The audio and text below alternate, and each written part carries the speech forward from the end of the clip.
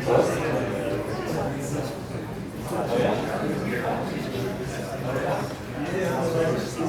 today we're going to start promptly on time. Promptly means a little bit before time. I know you all were probably disappointed when you saw me standing up here today. But Dr. Eckert and I have been in a discussion over who's got the most head congestion from doing chores around the house. And maybe a split case today. We'll see if we can go to Lonnie's. We'll spend a little time today talking about water injection and water treating. This is intended to bring together a lot of the separate points that we may have been discussing through the semester about some individual components and then how that affects what we do when we have water to either dispose of or when we need to build a water flood plant. The same things will apply to both cases.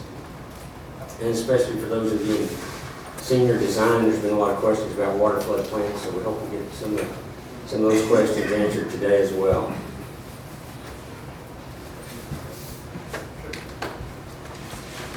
Okay, what happens?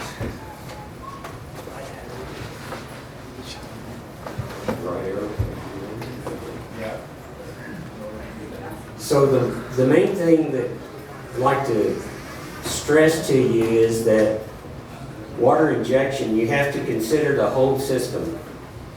From the point where we take the water, whatever that source may be, all the way through the gathering line to the injection plant, a central facility, through distribution lines and to the wells. Think of that as an entire water system. And ultimately, as the water goes into a well, especially in a water flood, it'll be recycled back out to the front end where we talk about produced water.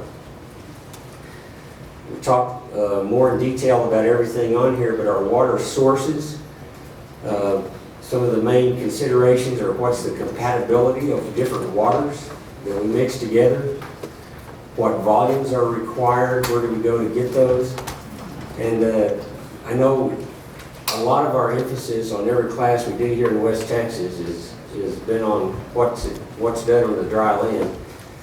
There's a lot of water flooding offshore, actually where seawater is used. Even off the coast of California, we took an inlet line down into the ocean and brought that seawater back on shore and used it for injection water on the wells that were close to the ocean. The main thing to consider there is we had to put a large screen over the inlet to keep the fish out. So there's other considerations besides West Texas on how we handle water. Now it looks kind of, I wonder what in the world does water flows downhill have to do with our gathering systems. There may not be much relief as far as land elevation in West Texas, but anytime you're gathering water and you don't have to put a pump on it, you can look at a low spot in your areas and let the water flow naturally downhill to where those gathering system points are and save the pump cost. You don't have to put your pump station up on a high hill where we're gathering that water. So take advantage of what nature gives you. Let the gravity take the water where you need it to go. We also have to consider we're moving water not only across our lease lines, but perhaps those leases that belong to other people or public right-of-ways. What's it going to take to secure that line right-of-way to get it in where we need it to go? In the injection plant, there's a number of pieces of equipment. We'll talk about most of these individually and design considerations on some of those. And then out to the distribution system. The distribution system is what causes most of the problems in a water flood.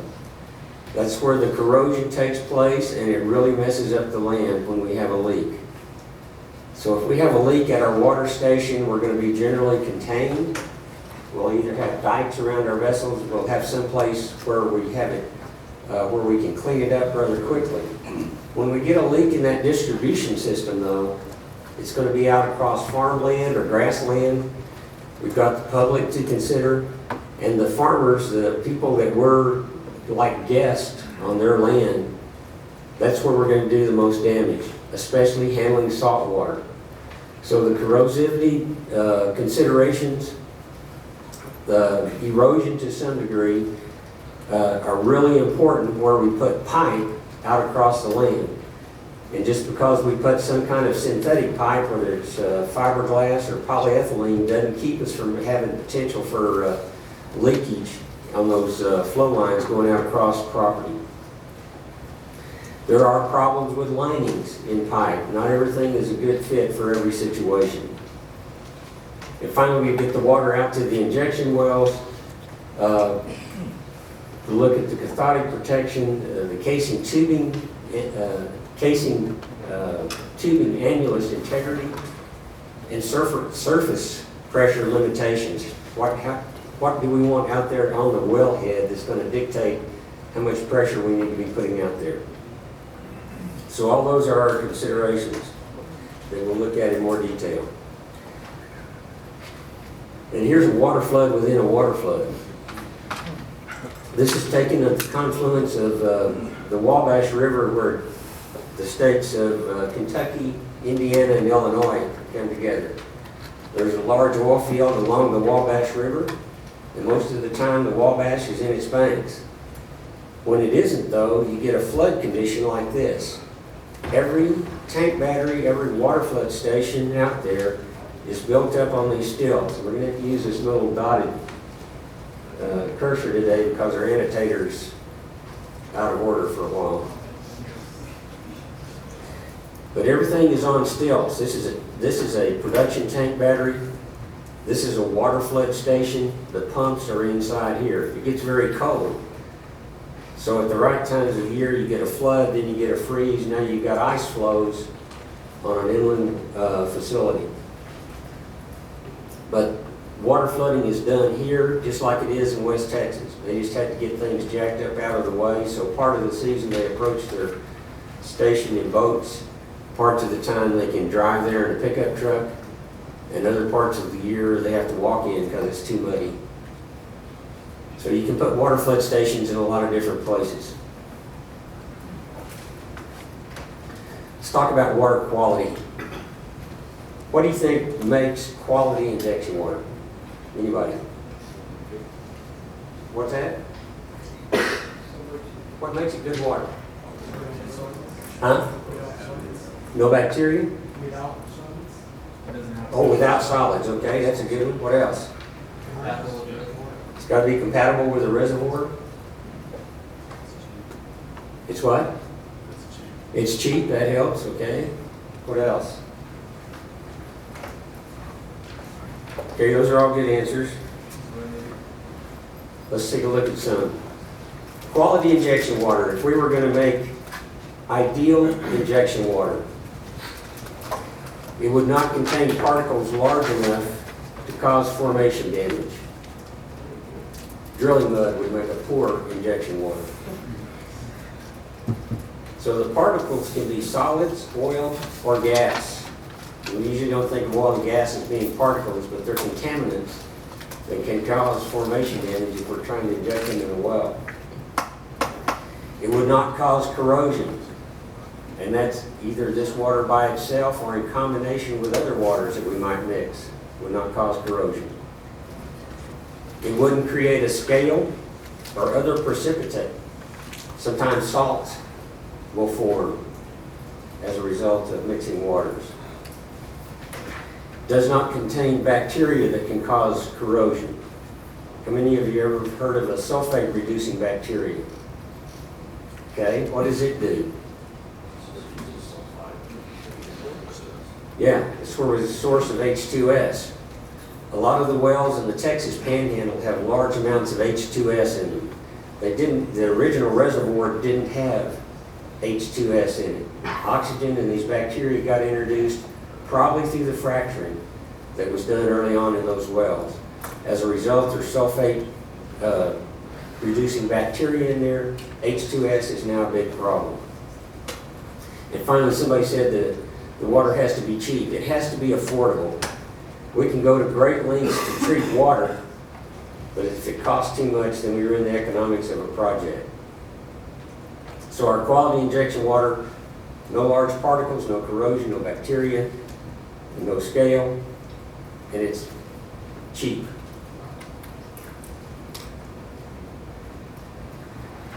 When we bring multiple water sources together, this is a map of a water collection system and distribution system that's being built in the Permian Basin by a large operator that will take water from multiple sources. This includes the cities of Midland and Odessa, effluent from their sewage treatment plants. It'll take in produced water from a number of leases through this about 100-mile-long system. There will also be wells drilled into brackish water formations. Anybody know what brackish water is? What is it? Yeah, salty water. So it's water that's at shallower depths. It's deeper than the freshwater zones, but it's still not in the oil-producing zones. So St. Andrews is typically one that's brackish, but it can be used as injection water. It can also be cleaned up and treated using frac water, drilling fluid. And then finally, there may be some water from USDW aquifers. USDW is just the United States drinking water. That's a classification put on it by the EPA. So when we hear about the Ogallala, for example, is a USDW. And that means it's good enough for fresh drinking water. This is probably the last place we want to start looking for water supply. You may be forced to go to a fresh USDW, but from an environmental standpoint, we like to use these other sources first if we can. This is the one where we're competing for drinking water from cities. We're competing with water for irrigation from farmers. So that's last on your list that you want to look at. Inside this book by McCain, I think most of y'all use this, there's a chapter on water. Did anybody ever look at the chapter on water? Maybe? Because most of the fluids that we talk about in the reservoir are oil and gas. Those are the fluids that make money. So when we come up here and we talk about water, something that doesn't make money, that's why I'm talking about it. But in this chapter, in this book, is a way of looking at the mineral contents, the ion content of water. So on a stiff diagram, and that's named after a gentleman that published this paper in 1951, a stiff diagram is commonly used to designate different types of oil field waters. And what it's done is on a zero neutral axis in the middle. To the left, you have positive ions that are plotted, and on the right, you have the negative ions that are plotted. So these ions are sodium chloride, chlorides, calcium carbonates, magnesium sulfates, iron. The positive ones on the left side, the negative ones on the right side. The scales go to 100,000 parts per million on the sodium and chloride, and only to 10 parts per million on the other elements. And what it does is each individual oil field water will have a unique signature when we plot those elements, rather than just looking at them as a table with all these numbers on it. This is a way of representing it. So fresh water, for example, is almost a straight line. This one's got a little sodium in it. Seawater, on the other hand, has a unique signature that looks something like this. Then every oil field water, every brine, will have a different signature. This is one out of the Neal Field in Louisiana. This is Sulphur Field, Texas. Seven Sisters Field in South Texas. So what does that mean? Well, you can take a water analysis, get a stiff diagram plotted on it, and you can tell generally pretty fast, is this going to be compatible with my water or not? It'll take a lot of lab chemistry and a lot of lab testing to make sure there's no precipitates that would form when those things are mixed together. This can also help you identify if you have a well that starts producing a lot of water suddenly. Well, is that breakthrough from my injection? Or do I have a casing leak that's feeding water from another zone? Do a quick stiff diagram, plot that up. Does it look like my injection water? Okay, maybe I've got breakthrough. If it looks like a different water that may be coming from higher in the wellbore, like maybe I've got a casing leak, a stiff diagram gives you a quick evaluation of that water. Tells you what's out there and what you can look for. I encourage you to look at that chapter on water in here and give you help on the chemistry of some of the oil field waters. The water treating technologies, there's been a lot of talk about let's recycle produced water. And particularly in light of the environmental considerations, fracking got this horrible name because we use all this water. We've got all this produced water that's come at us. And people say, well, we'll just clean it up and we'll recycle it and we can use it for anything. Not all produced water can be recycled. And I noticed I've inserted the word economically, recycled. Produced water can be cleaned up using some techniques that would take the price of water up to like $25 a barrel to get it recycled. That's not going to be in the category of inexpensive. Produced water doesn't have to be cleaned up, though, to drinking water standards to be usable for injection. Another myth is that we produce this water out of the reservoir, let's just use it and re-inject it in the reservoir. But a lot of things have happened to that water once we produced it, and now we want to re-inject it. Somewhere along the way, we probably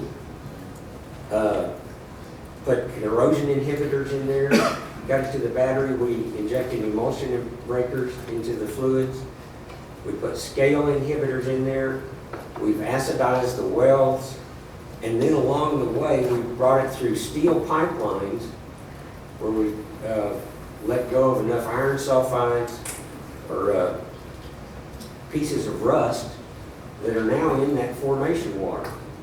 So that water that left the formation and what we've got on the surface now as produced water are not necessarily the same things. So we've got to treat that water to get it back in condition where we can put it in the reservoir and let it do the pressure maintenance job that we want it to do. There are three sources that I've referenced here. One, the Petroleum Engineer's Handbook, Chapter 4, the one edited by Arnold. Your Civils text, Chapter 5, if you haven't already found that, has some articles on water treating. They go back to the 1940s on some of that technology, and there's not another inserted article in there until, I believe, 2008 about some later technologies. But for most of the oil field that we do our work treating in, that 1940s technique is still pretty commonly used. And so some of the more recent techniques, though, especially when oil was at $100 a barrel, and when the EPA was coming down very strongly on the use of water, and there was a lot of environmental movements, people across the board came across with solutions to treat produced water, to get it to quality water that could be used for anything. This article that's quoted here is done by a group called ALL Consulting. They're out of Tulsa.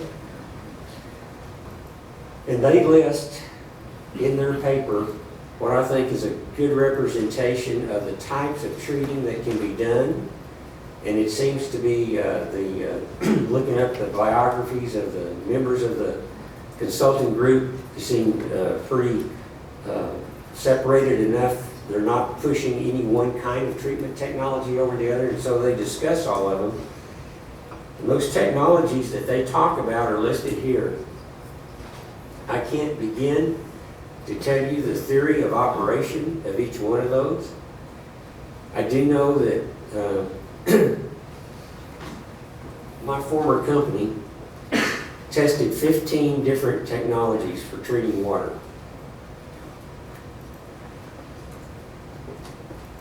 and more than likely those 15 included these 13, and no telling how many others might still be out there. But given enough profit incentive, people will do anything to make a dollar. And so, not knocking what anybody did, all of these technologies came across because of the attention paid to the oil field when prices were high and when EPA demands were so high. Now, is it still the right thing to do to use produced water? Of course.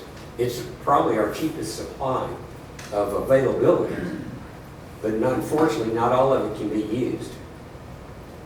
The other thing to consider too is that with a lot of these technologies, you have concentrates or other waste streams that have to be disposed of.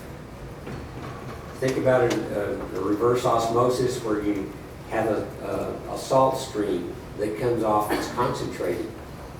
Something has to be done with that. So when you're taking ions out, they don't disappear.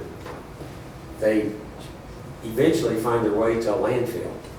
So just because you've treated the water now doesn't mean that you've taken care of all the waste problems. You may have created some more that you didn't have when you had just the produced water.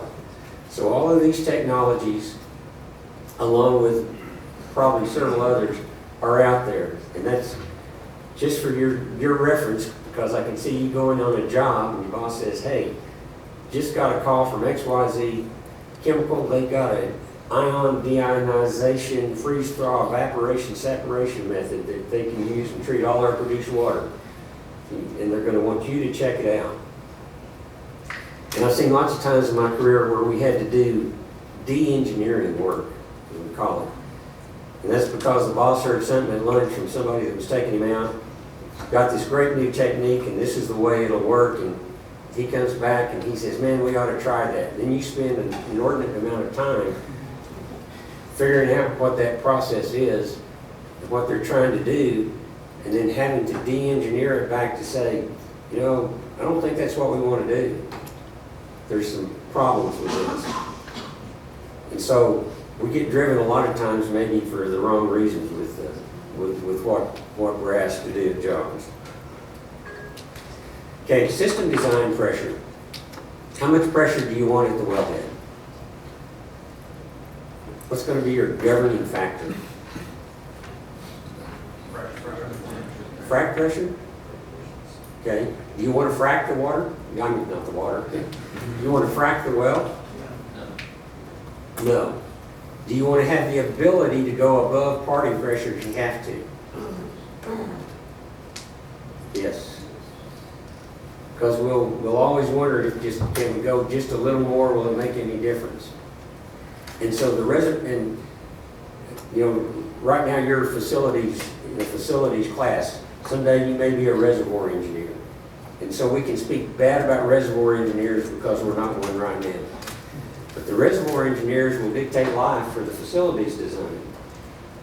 And they're going to say, we want to have pressure capability of doing this much rate, and so on. But we want to be able to get just at that parting pressure. So if we assume that's the highest pressure that we'll ever want to see in the field, we can do a calculation on what we need to do for our system design pressure. And then a word of caution about using average conditions. This is a water flood installation in Maverick County, Texas. Anybody know where Maverick County is? Anybody heard of Eagle Pass? Southern Texas border. Maverick County goes to the Eagle Pass. The average temperature, is nice, mild South Texas. This was an injection project. There were 1,200 wells on it. Flow lines laid on the surface because it never freezes. All the headers were built up like this. You don't see any insulation on the pipes. Nothing was done for freeze protection.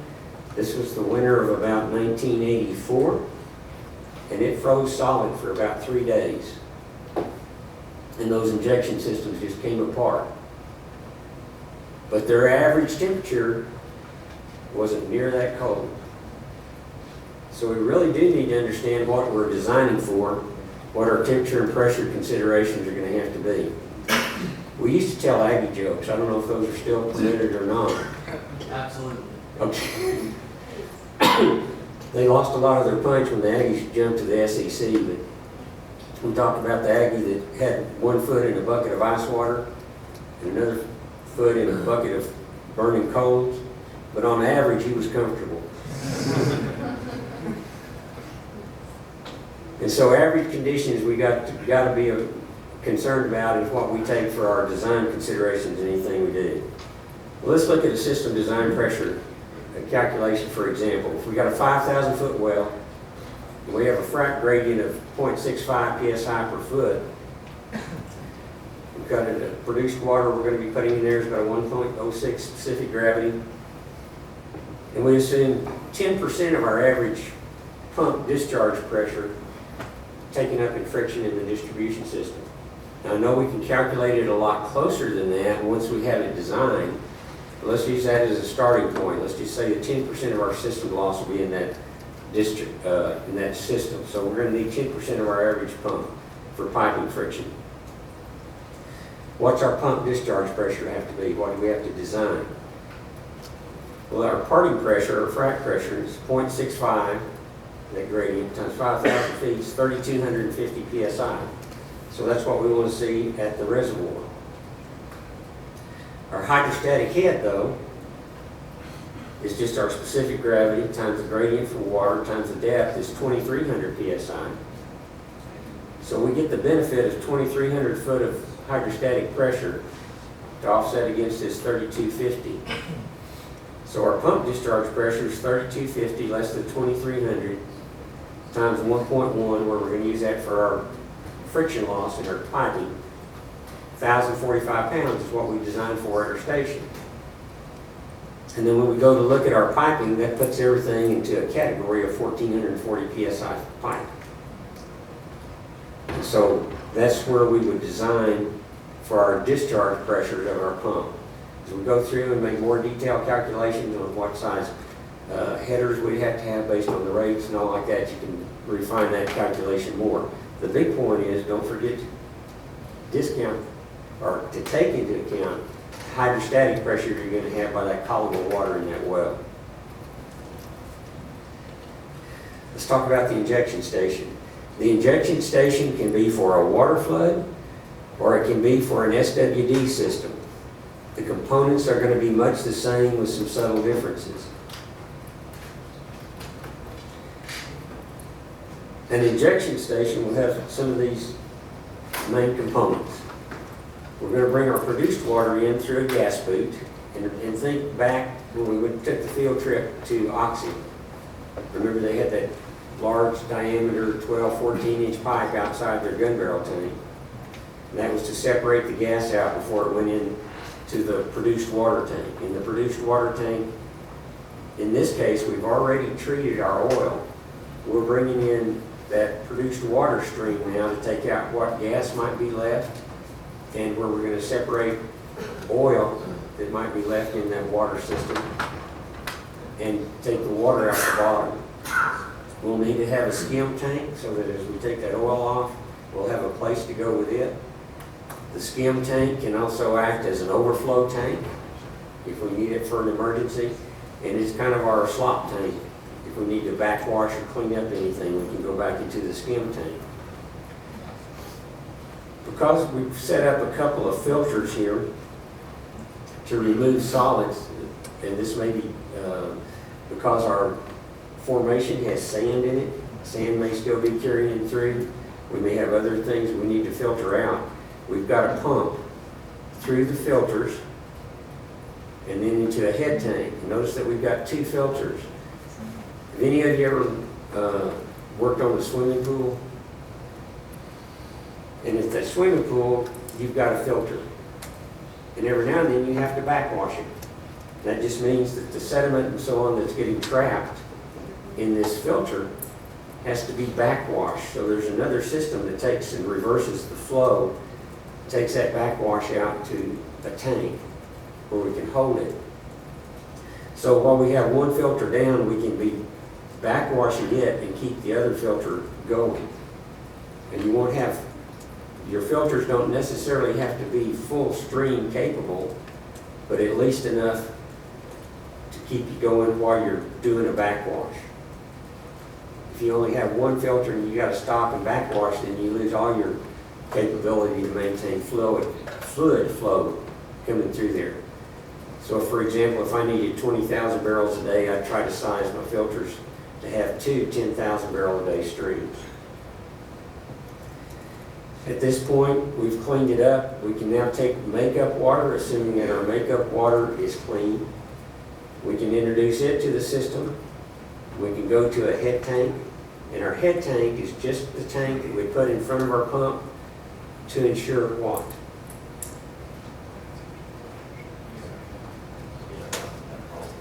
Net positive suction head. This is going to supply the net positive suction head to the pump. So this is just it's sometimes called a clear well tank or a head tank.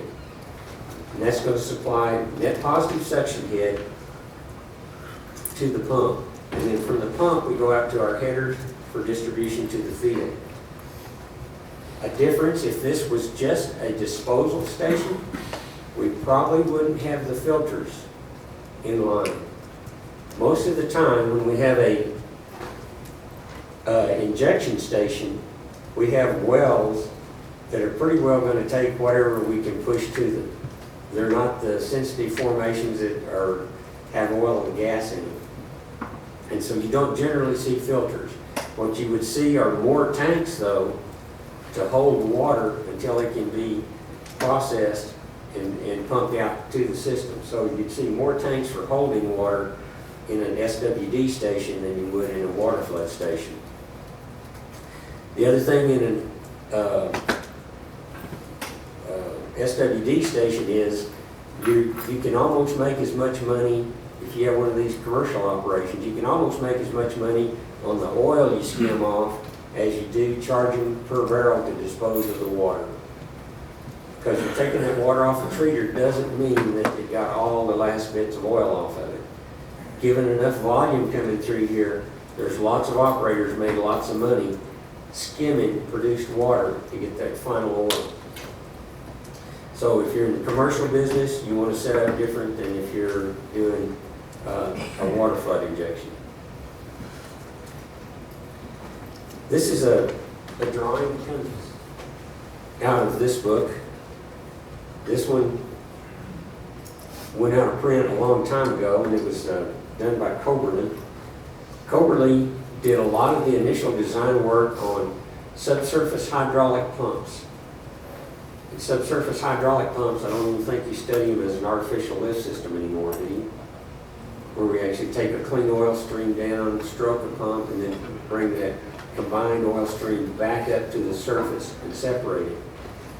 In these hydraulic pump systems, there had to be a way of taking the fluid in, separating the produced water or the produced oil from the hydraulic oil that was used, and get it cleaned up to go out again. But the same principles are used in a wash tank being used in a water flood station. So here's our gas boot. This is where power fluid comes in. This is where produced water would come in. Notice it's got a tangential entry on the top of that tank where it would start the swirling motion. As it enters the top, gas would go out the top. The fluid would then drops to the bottom. It comes in the bottom of the tank. In the bottom of the tank, we put spreader plates, or these big inverted bowls, and that's to spread the water out over the entire diameter of the tank. The tank is this big, but if we just had a solid pipe introduced at the bottom, we'd more than likely have a channel straight to the top of the fluid just going to the top. So these spreader plates are put in here to spread the fluid out over the diameter of the tank. Then as we flow up, we'll have a collection point to skim the oil off in this case, and you can use an inverted bowl, something like this up here, to let that oil spill over into here, and then you can take the oil off and take it to your skim tank. So this tank for treating power oil does essentially what we want a tank to do in a water flood station. Separate that oil. Any solids that go in here can come to the bottom where they can be cleaned off. Notice too that our gas line is tied into the top of the tank, off the gas boot. Every tank in the water flood station ought to have a gas blanket on it. That means we keep a positive pressure of gas. And why is that? Keep oxygen out. Do what? Keep oxygen Keeps the oxygen out. So the purpose of a gas blanket is to exclude oxygen. That's why we want it. We want to keep a positive pressure to exclude oxygen. There's lots of places in a production system we can introduce oxygen into the system.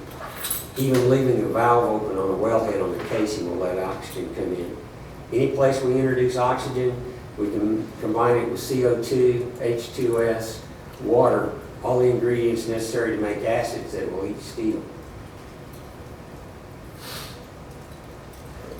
Cone bottom tanks that have a slope in the bottom make for easier cleaning.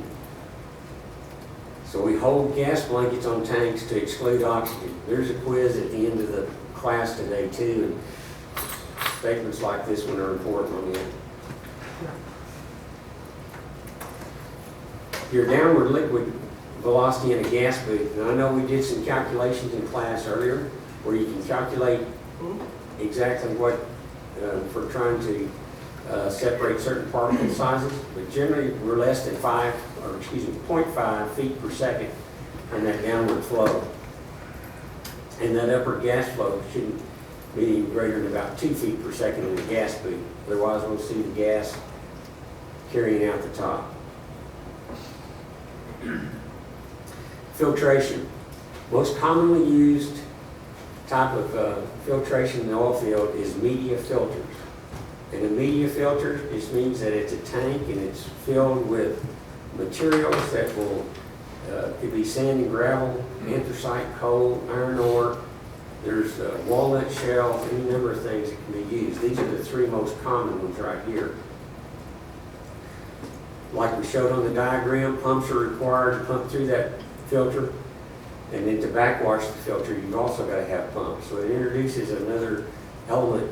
Everything we design in a production tank battery, we almost take the natural energy of the well, or if we put a pump on the well, and we're able to move the fluid all the way through the tank battery without introducing energy again at any point. But here, when we put filters on a tank now, we're going to have to pump through those filters. So this is the first place in that system you're going to see another pump required to pump through the filters and to do backwash. Civils in their design uses 2.5 gallons a minute per square foot of filter area. And that's also anytime, these are called rapid rate media filters. And anytime a rapid rate media filter is used, that's a common design rate.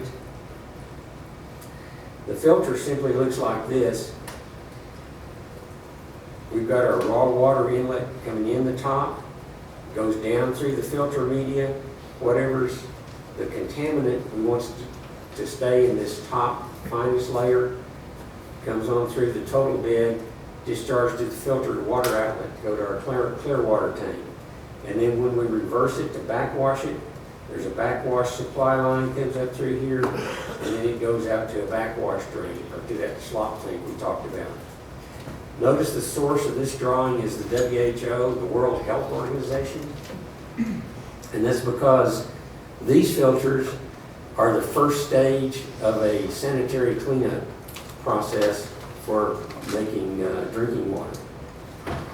And so they go through a media filter. In the case of the WHO, they're probably putting a charcoal element in here too. And like even in oil field use, when we come out of here, we still don't have a fluid that's free of bacteria. So about the first thing we did do is introduce chemically something like a bactericide to kill bacteria coming into our outlet, going to our tanks. This is the typical oil field filter. It's even simpler. It says Inlet in at the top, outlet at the bottom. This has got the media through this whole thing. Notice on the design specifications, and this is straight out of the syllabus book, the diameter dictates the capacity of the filter. That makes sense because everything's so many gallons a minute per square foot of area. The height has very little bearing on that. So no matter how how big they increase the diameter, they keep the height pretty much the same. In fact, matter exactly the same as on the filtration area. And so then here's your capacities of given media, or given filter sizes for a rapid rate filter. There are many, many other kinds of filters available. These are most commonly used in the oil field. And you've got to be convinced that you need it before you put it in there. You know, your fluid testing and all that's got to say, I really do need to filter before I put that in. Not every water flood has these, not every water flood needs these. Case in point, in about 1992, we were making an acquisition of a property. It was from a major oil company. I was working for a smaller independent. It was from a major oil company. They were showing us through the field what was out there. We go in this large building, this huge ceiling on it. Inside was a complete filter for a water flood. It had never been used. It had been there about 10 years. The reason was the engineers in the regional office in Fort Worth had done all this designing and sizing, and they said, you know, we really need this big filter.